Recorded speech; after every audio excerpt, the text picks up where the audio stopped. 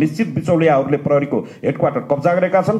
प्रहरी हेडक्वार्टर कब्जामा छ। सांसद आफैले भने बिचौलियाले ओगोटेको छन् अनि अब आइजिपीलाई नै मुद्दा हाल्ने चुनौती। सार्वजनिक लेखा समितिको बैठकमा रासपा सांसद खगेन्द्र सुनारले ठाडै भने निश्चित बिचौलियाहरूले प्रहरीको हेडक्वार्टर कब्जा गरेको छन्। उनको भनाइ छ प्रहरीको स्रोत साधन खरिदमा अनियमितता भएको र 15 दिनभित्र मागिएको कागजात अझै नआएको। यही बीचमा प्रहरीले फेरि करोडौंको नयाँ टेन्डर पनि आह्वान गरेको उनको आरोप छ।